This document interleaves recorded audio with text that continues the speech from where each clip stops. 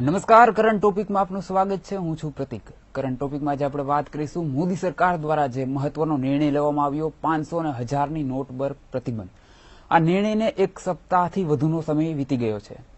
અર્થતંત્ર પર આ નિર્ણયની શું અસર પડી રહી છે, લોકોને કેવી કેવી સમસ્યાઓનો સામનો કરવો પડી રહ્યો છે, આ તમામ મુદ્દાઓ વિશે આપણે વાત કરીશું. અને આ તમામ મુદ્દાઓ પર વાતચીત કરવા માટે હાલ અત્યારે સાથે આપણે સ્ટુડિયોમાં છે ખાસ મહેમાન કરદમભાઈ રાવલ, જાણીતા આર્થિક મામલોના સલાહકાર છે. કરદમભાઈ, સ્વાગત છે આપનું સ્ટુડિયોમાં. સૌપ્રથમ નમસ્કાર. કરદમભાઈ, સૌપ્રથમ હું આપને પૂછવા માંગીશ કે જે રીતે આ એક મહત્વનો નિર્ણય લેવામાં આવ્યો, લગભગ એક સપ્તાહથી વધુનો સમય વીતી ચૂક્યો છે, અર્થતંત્ર પર કેવી અસર પડી રહી છે, આ વિશે આપનું શું આકલન છે, શું કહેશો આ વિશે? અર્થતંત્ર ઉપર એ રીતની બાબત છે કે અડધી પોપ્યુલેશનથી વધારે પોપ્યુલેશન જે મોદી સરકારે લીધેલો નિર્ણય છે એ નિર્ણયને સપોર્ટ કરી રહી છે. વેરેઝ જ્યારે અમુક માણસો એવા રહ્યા છે લોકો કે એ લોકો કહે છે કે આ વસ્તુ યોગ્ય નથી થઈ રહી, નાના માણસો છે હેરાન થઈ રહ્યા છે, 500ની નોટ બંધ થઈ ગઈ છે, 1000ની નોટ બંધ થઈ ગઈ છે, એની સામે અત્યારે અવેલેબલ માર્કેટની અંદર છે 100ની નોટ છે અને 2000ની નોટ છે. 2000ની નોટની અંદર પ્રોબ્લેમ એવો થઈ રહ્યો છે, જે લોકો 2000 લોકો વિડ્રો કરી રહ્યા છે, વિડ્રોવલની અંદર એ લોકોને એ પ્રોબ્લેમ છે કે 2000ની નોટના છૂટા નથી મળતા.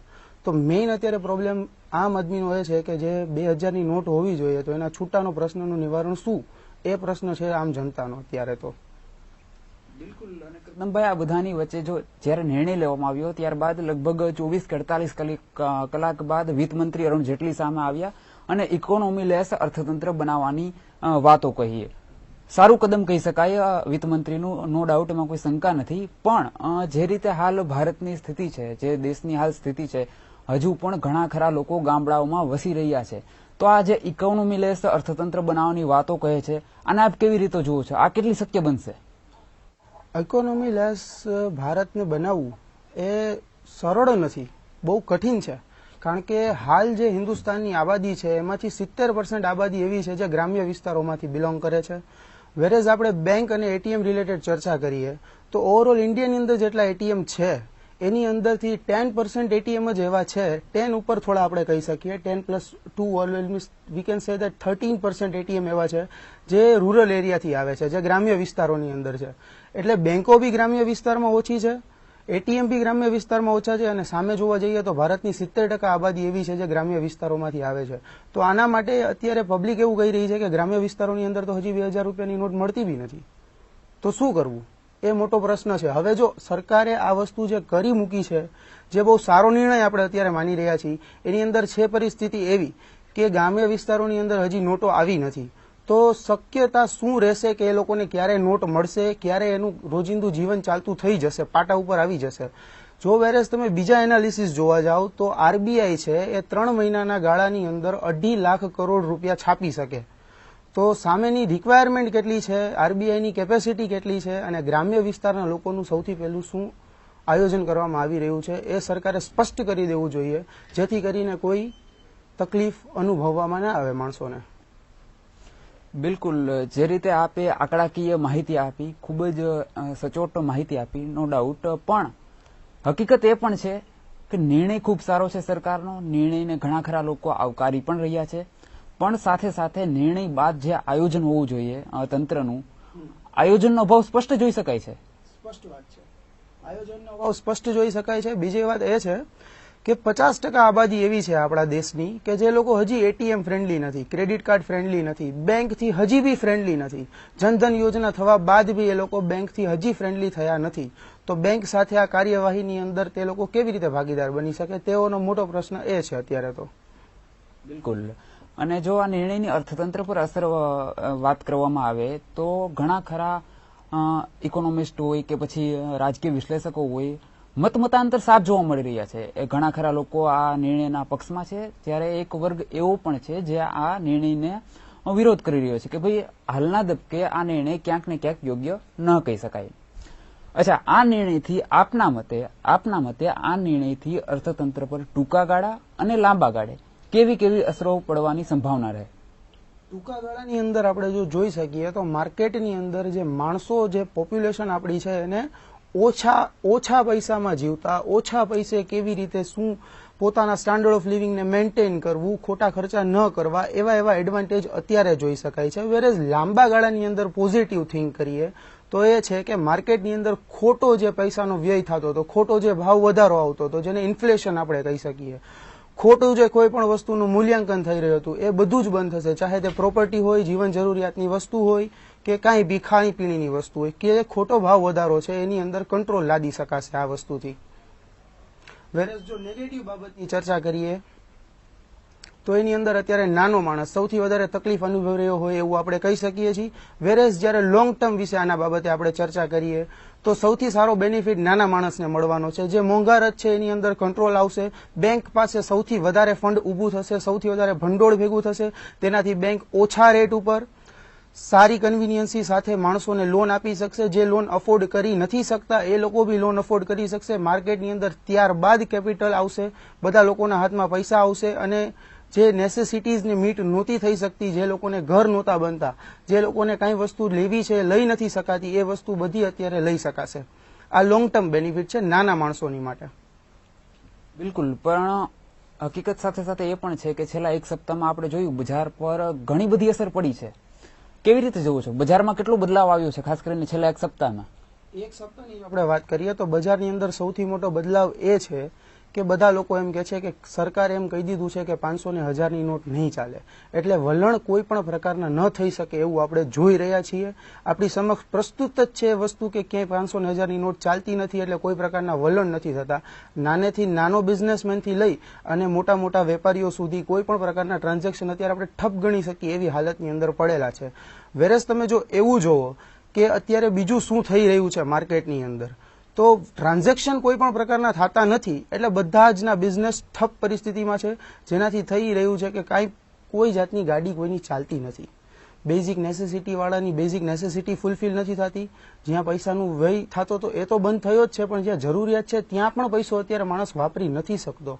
જેના હાથમાં 2000ની નોટ છે એ છૂટા નથી લઈ શકતો, જેની પાસે બાધા છે એના કોઈ પૈસા નથી લેતું. બિલકુલ, છતે પૈસે ભિખારી જેવી હાલત કહી શકાય. આમાં કોઈ અતિશયોક્ત ન કહી શકાય. બિઝનેસ પર ઘણી બધી અસર પડી છે, આ પણ એક સાથે સાથે મહત્વની વાત છે. પણ કરદમભાઈ, સાથે સાથે સેટિંગ બાજો પણ વધી રહ્યા છે, આ વિશે આપ શું કહેશો? જી હા, અત્યારે 3 પ્રકારના ન્યૂઝ માર્કેટની અંદર ચાલી રહ્યા છે, જે આમ જનતાની અંદર ફેલાયેલી 3 વાતો છે.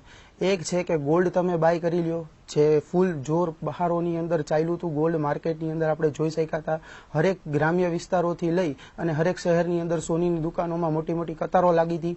બીજું છે માણસો એમ કે છે કે તમારી જૂની નોટની સામે નવી નોટની બદલી લઈ લ્યો.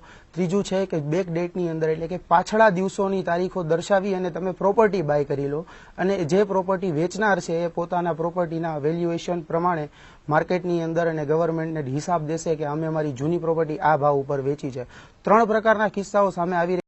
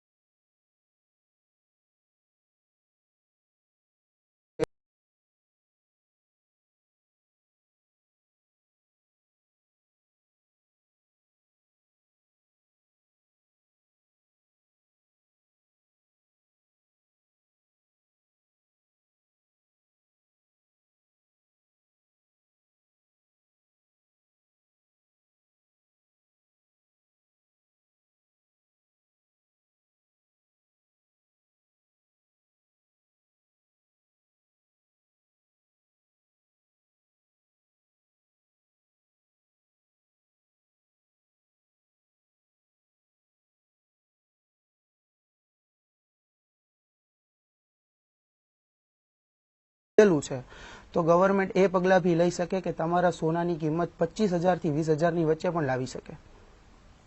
બિલકુલ, અને આ બધાની વચ્ચે આરબીઆઈ દ્વારા એક મહત્વનો નિર્ણય એ પણ લેવામાં આવ્યો કે જે સહકારી ક્ષેત્રની બેંકો છે તેમાં કરન્સી ચેન્જ જે ચાલી રહી હતી તેના પર પ્રતિબંધ લાદવામાં આવ્યો છે. કરદમભાઈ, હું આપની પાસેથી જાણવા માંગીશ કે જે આરબીઆઈએ જે આ નિર્ણય લીધો છે કે ભાઈ સહકારી બેંકોમાં હવેથી કરન્સી ચેન્જ નહીં થઈ શકે, આને આપ કેટલો યોગ્ય માનો છો? સરકારે જે નિર્ણય લીધો છે આરબીઆઈએ કે નોન કોઓપરેટિવ બેંક અને કોઓપરેટિવ બેંક, જેની આપણે નેશનલ લેવલે જો ચર્ચા કરીએ તો 1600 પ્લસ એવી બેંકો છે, શેડ્યુલ બેંક અને નોન શેડ્યુલ બેંક. અત્યારે હાલ 2016ની અંદર 1600+ બેંક્સ છે. એની અંદર તમે જુઓ તો બેંક રન કરવા માટે જે નિર્ણયો લેવાના હોય ડિરેક્ટર્સ લેતા હોય છે. તો નોર્મલી આ બધી બેંક્સના જે ડિરેક્ટર્સ હોય છે એ directors on an average politicians અને મોટા મોટા બિઝનેસમેન હોય છે, એ લોકો જ ડિરેક્ટર હોય છે. તો એ લોકો પોતાના પૈસાને જૂની નોટો સાથે બદલીને કે બીજાના અકાઉન્ટમાં એડ કરીને કાંઈ પણ પ્રકારના ટ્રાન્ઝેક્શન ન કરી શકે, એના ઉપર ગવર્મેન્ટની પૂરેપૂરી વોચ હોવાથી ગવર્મેન્ટ એવો નિર્ણય લીધો હોય એવું અત્યારે લાદી આંકી શકાય કે પબ્લિક ઉપર બેંકે એવી ઇન્ફોર્મેશન ડિક્લેર કરી છે કે આ બેંકો સાથે આવી રીતના ટ્રાન્ઝેક્શન પોસિબલ નથી અને બેંક પાસેથી એટલે જે કોઓપરેટિવ બેંકો છે એની પાસેથી આ ટ્રાન્ઝેક્શન વેલિડ ન ગણવા. ભાઈ સાથે સાથે એ વાત પણ છે કે ભાઈ જે સહકારી બેંકો હોય છે એમાં મોટે ભાગે ખેડૂતોના એકાઉન્ટ હોય છે અને લગભગ તમામ ખેડૂતોના એકાઉન્ટ આવી પ્રકારની બેંકોમાં જ હોય છે. તો પછી સરકારનો આ નિર્ણય લેવાથી ખેડૂતોને અનેક હાલાકીનો સામનો કરવો પડશે. એ કેમ આરબીઆઈ કે સરકાર નથી વિચારી રહ્યા? બેંક અને આરબીઆઈ ગવર્મેન્ટ એવું કહે છે કે ખેડૂત મિત્રો માટે અમારા બધા જ પગલાઓ સરળ રહેશે, પણ જે લોકોના સહકારી બેંકની અંદર ખાતા છે એના માટે અત્યારે બહુ તકલીફના દિવસો ચાલી રહ્યા હોય એવું આપણે કહી શકીએ. બિલકુલ. અને સાથે સાથે જે નિર્ણયની શરૂઆતથી જ સરકાર અને આરબીઆઈ દ્વારા વાતો કરવામાં આવે છે કે ભાઈ બ્લેક મનીને ડામવા માટે આ નિર્ણય ખાસ લેવાયો છે. પ્રથમ દિવસથી જ આ વાતો કરવામાં આવે છે, પણ વિપક્ષ આ વાત સાથે સહમત નથી. ઘણા બધા આર્થિક મામલોના જાણકાર પણ આ વાત સાથે સહમત નથી. જાણીતા અર્થશાસ્ત્રીમાંના પણ એક વર્ગ એવો છે જે આ વાત સાથે સહમત નથી. આપ શું કહીશો કે ભાઈ ખરેખર આ નિર્ણયથી 500 અને 1000ની નોટ પર પ્રતિબંધ લાદવાથી બ્લેક મનીનું દૂષણ પૂરેપૂરી રીતે નષ્ટ થશે ખરું? એના માટે મારે થોડા આંકડાકીય માહિતી આપવી છે. ઇન્ડિયાનો ઇન્ટરનેશનલ લેવલ ઉપર ફર્સ્ટ રેન્ક છે ગ્રોથમાં. કરપ્શનમાં જોવા જઈએ તો ઇન્ડિયાનો 76th રેન્ક છે, એટલે 76મો નંબર છે કરપ્શનની અંદર. હવે આપણા જે પૂર્વ રઘુરામ રાજન જે સાહેબ હતા ગવર્નર સાહેબ, એમનું એવું કહેવું છે કે કરપ્શનને 100% નાબૂદ કરવું અને એ બી ભારત દેશમાંથી એ શક્ય નથી લાગતું, બહુ જ કઠિન છે. તો એની સામે જે ગવર્મેન્ટે પગલું લીધેલું છે એ એક પ્રયાસ માની શકીએ આપણે, પણ એવું ના કહી શકીએ અત્યારથી કે આ વિઝન એવું આપણે ના રાખી શકીએ કે આ 100% કરપ્શન મુક્ત ભારત થઈ જશે આનાથી. બિલકુલ. અને આજે જ જે પૂર્વ ગવર્નર રઘુરામ રાજન હતા એને પણ આજે પોતાનું એક નિવેદન આપ્યું છે જેમાં સાફ તેઓએ કહ્યું છે કે ભાઈ સરકારે જે નિર્ણય લીધો છે તેનાથી એમ ન માની શકાય કે બ્લેક મનીનું દૂષણ પૂરેપૂરી રીતે નષ્ટ થશે. મતલબ સાફ છે કે જે ભાઈ આપણા પૂર્વ ગવર્નર હતા તેઓ પણ આ નિર્ણયથી ક્યાંક ને ક્યાંક સહમત નથી. અચ્છા કરદમભાઈ, હું આપ પાસેથી હવે એ જાણવા માંગીશ કે આપ પણ આર્થિક મામલોના જાણકાર છો. તમારો કેવો અનુભવ છે અત્યાર સુધી? બ્લેક મનીને ડામવા માટે તમારી પાસે કેવા કેવા લોકો આવતા હોય છે? આપનો કેવો અનુભવ છે? અમારા દર્શકો સાથે શેર કરશો. પેલું તો બ્લેક મનીના વ્યૂ પોઈન્ટથી આપણે એક વસ્તુ એ જોઈ શકીએ કે અમુક પાર્ટીના લોકો, અમુક બીજી આમ આદમી જનતા બી એવું કહે છે કે વાત એવી થઈ હતી સરકાર બનાવતી વખતે કે બહારના પૈસા જે ઇન્ડિયાના પૈસા જે બહારની બેંકોમાં રહેલા છે એને પાછા લઈ આવો. તો ગવર્મેન્ટ એની સામે પહેલા તો આ પગલું લીધું છે, જેને એક દ્રષ્ટિકોણથી આપણે એમ બી વિચારી શકીએ કે સરકાર જે અહીંયાના પૈસા જાય છે એ તો પેલા બંધ કરી જ રહી છે, ત્યારબાદ ત્યારના પૈસાનું શું કરશે એ પછીનો નિર્ણય રહેશે, પછીનું પગલું રહેશે. હવે એઝ એન પ્રોફેશનલ ફિલ્ડની આપણે વાત કરીએ તો માણસો અત્યારે સલાહ લેવા જઈ રહ્યા છે આગલા દરવાજેથી. જે પાછલા દરવાજેથી તો ગોલ્ડનું ટ્રાન્ઝેક્શન થાય છે, કન્વર્ટ કરાવવાનું, પ્રોપર્ટી લેવાનું, એવા ટ્રાન્ઝેક્શન તો પાછલા દરવાજેથી કરી જ રહી છે. આગલા દરવાજેથી પ્રોફેશનલ છે, સોલિસિટર હોય, એડવોકેટ હોય, સીએ હોય, સીએસ હોય, એમની પાસે જઈને માર્ગદર્શન લે છે કે હવે આમાં કરવું તો શું કરવું. સરકારે કોઈ પણ પગ એવો ક્યાં પણ જગ્યા રાખી જ નથી કે તમે તમારો પગ મૂકી શકો, તમારો પક્ષ રાખી શકો અને તમે તમારા પૈસા દર્શાવી, બદલાવી કે બતાવી શકો. હવે આમાં માર્ગ એ જ રહે છે, જો તમે રિયાલિટી એક્સેપ્ટ કરી લો, તમે તમારા પૈસા છે બેંકની અંદર જમા કરાવી દો, જમા કરાવ્યા બાદ એના ઉપર જે ટેક્સ આવે છે ટેક્સ ભરી દો, અને જો તમે પેનલ્ટીની હરોળમાં આવો છો તો તમે તમારી પેનલ્ટી ભરી દો અને એક જે ધારા વહી રહી છે દેશની, જે આખું દેશ પૈસા બદલી રહ્યું છે, પૈસા પોતાના સરકારને જમા કરાવી રહ્યું છે, જમા કરાવી દો. કારણ કે આખે આખું ટ્રાન્ઝેક્શન, જે આખે આખું તમારી સામે અત્યારે જે પ્રસ્તુત સિનારીઓ છે એની સામે અત્યારે ગવર્મેન્ટ ઓફ ઇન્ડિયાની સાથે આરબીઆઈ 12,000 કરોડ રૂપિયાનો ખર્ચ કરી રહી છે. તો આ ખર્ચની અંદર બેંકને, આરબીઆઈને, ગવર્મેન્ટને સપોર્ટ કરો અને આપણા દેશ માટે જે 50 દિવસ માગવામાં આવી રહ્યા છે એના પ્રત્યે તમે એમાં ભાગરૂપ બનો. અને તમે જો જૂની સ્પીચ સાંભળો આપણા પ્રાઇમ મિનિસ્ટર સાહેબની, તો એમનું એવું કહેવું છે કે તમે મને 50 દિવસ આપો, હું બધા જ બદલાવો લાવી દઈશ. હવે બદલાવો લાવવા માટે જે એ લોકોએ ટાઈમ માંગ્યો છે, તો એમની અંદર ટાઈમની અંદર સહભાગી બનો, ટાઈમ આપો, અને જો તમે ઈમાનદાર હશો, મહત્વનો શબ્દ એ છે કે જો તમે ઈમાનદાર હશો તો તમે ક્યાંય પણ ગભરાવાની જરૂર રહેતી જ નથી. એક જ વસ્તુ છે તમારે જે ધ્યાનમાં રાખવાની છે, તમે જેટલું જમા કરાવો છો, જે કંઈ પણ કરો છો, બસ તમે હિસાબ પ્રસ્તુત કરો, તમે નિઃશુલ્ક રહો, તમને કોઈ પ્રોબ્લેમ નહીં થાય. પણ આપ પણ જાણો છો, અત્યારે જે લોકો ઈમાનદાર છે તેઓને જ લાઈનમાં ઊભું રહેવું પડે છે, તેઓને જ અનેક હાલાકીનો સામનો કરવો પડી રહ્યો છે. મોટી માછલી ક્યાંય નથી દેખાતી, એ આપ પણ જાણો છો. 100%ની વાત છે. અત્યારે આપણે એ બી ઈ વિષય ઉપર બી ચર્ચા કરી શકીએ એમ છીએ કે મોટા લોકો જે છે, મોટા મોટા ઇન્ડસ્ટ્રીયાલિસ્ટ છે, મોટા મોટા પોલિટિશિયન છે, એ લોકોને આપણે કોઈ દી બેંકની લાઈનમાં જોયા નહીં આટલા 6 થી 7 દિવસના ગાળાની અંદર.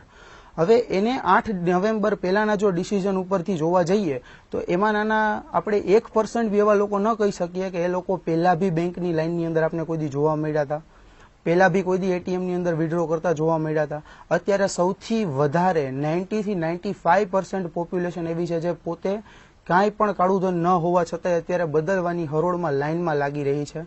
વારો એનો પણ આવશે, પૈસા એને પણ ડિસ્ક્લોઝ કરવા પડશે, એના બી પૈસા જો ડિસ્ક્લોઝ નહીં થાય તો આમ બી એ નષ્ટ થવાના છે 30 ડિસેમ્બરથી, એ વાત પાકી છે. તો સડકથી લઈને સંસદ સુધી સરકારના નિર્ણય પર મતાંતર જોવા મળી રહ્યા છે. વિપક્ષ સરકારના નિર્ણયની ટીકા કરી રહ્યો છે, તો બીજી તરફ સરકાર આ નિર્ણયના જે ફાયદાઓ છે તેને વર્ણવી રહ્યું છે અને ક્યાંક ને ક્યાંક દેશ હિતમાં નિર્ણય લેવામાં આવ્યો છે તેવી વાતો કરી રહ્યો છે.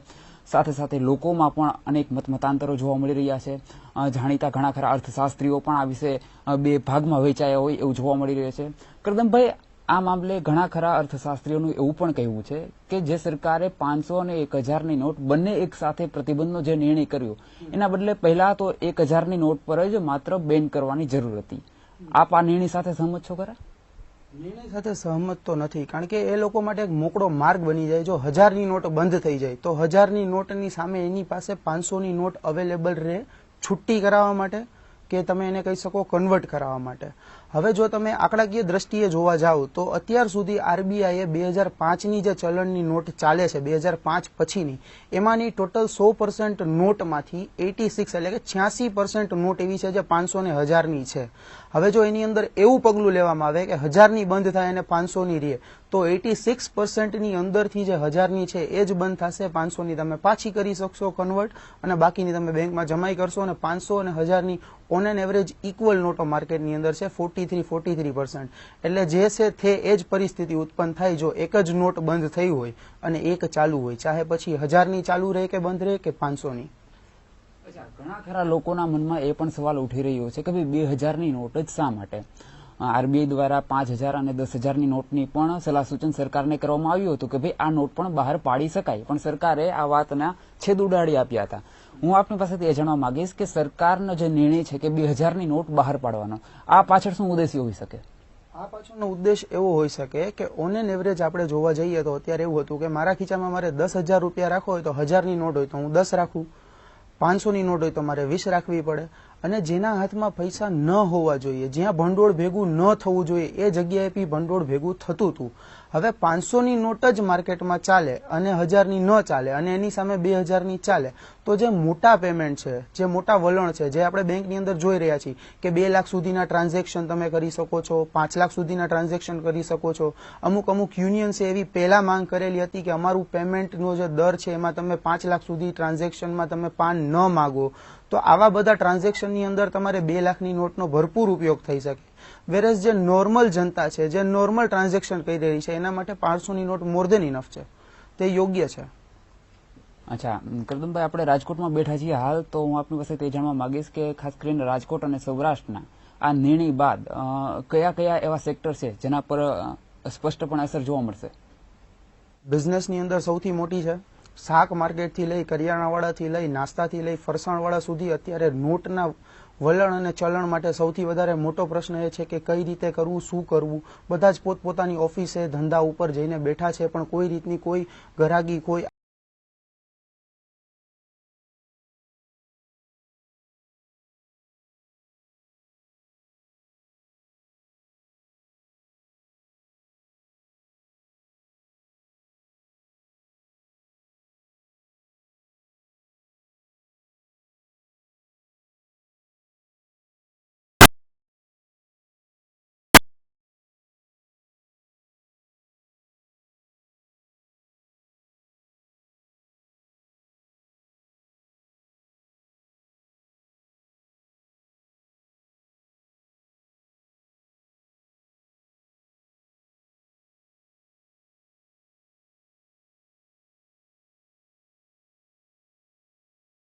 માગેલા 50 દિવસની સામે તો આપણે ન જોઈએ, પણ પૂરા દેશના અર્થતંત્ર ઉપર આપણે જો નજર ફાળવીએ તો કમસે કમ 2 વર્ષ સમય એવો લાગી શકે કે 2 વર્ષના સમયની સામે કંઈક થઈ શકે.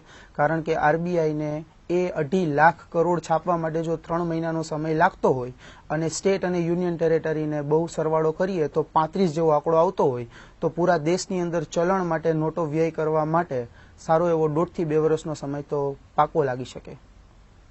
બિલકુલ. તો આપણા એક્સપર્ટનું કહેવું છે કે સરકારનો નિર્ણય એકદમ યોગ્ય છે, દેશ હિત માટે નિર્ણય કહી શકાય ચોક્કસપણે. સાથે સાથે એમનું એ પણ કહેવું છે કે ડરવાની જરૂર એ લોકોને છે જે બ્લેક મનીના સંગ્રહ કરી રહ્યા છે. ઈમાનદાર લોકોએ જરા પણ ગભરાવાની કે ડરવાની જરૂર નથી. સાથે સાથે જે અર્થતંત્ર પર હાલ અસર પડી છે, એક રીતે કહી શકાય કે પટરી પરથી અર્થતંત્ર ઉતરી ગયું તેવો માહોલ છે. ઘણી બધી લોકોને અનેક સમસ્યાઓનો સામનો કરવો પડી રહ્યો છે. તો આશરે 1.5 થી 2 વર્ષ જેટલો સમય લાગશે, એ પણ આપણા એક્સપર્ટનું કહેવું છે. કરદમભાઈ, આપ સ્ટુડિયોમાં આવી અમારી સાથે વાતચીત કરી બદલ ખૂબ ખૂબ આભાર. ધન્યવાદ. આભાર. તો એક સપ્તાહ વીત્યા બાદ 500 અને 1000ની નોટ પર પ્રતિબંધ, કેવો માહોલ સર્જાયો છે, અર્થતંત્ર પર કેવી અસર છે અને લોકોમાં કેવો માહોલ સર્જાયો છે, એ વિશે આજનો હતો આ કરંટ ટોપિક. અન્ય વિષય સાથે ફરી આપની સમક્ષ હાજર થશું. હાલ કરંટ ટોપિકમાં બસ એટલું જ. અન્ય સમાચાર માટે આપ જોતા રહો ગુજરાત ન્યૂઝ.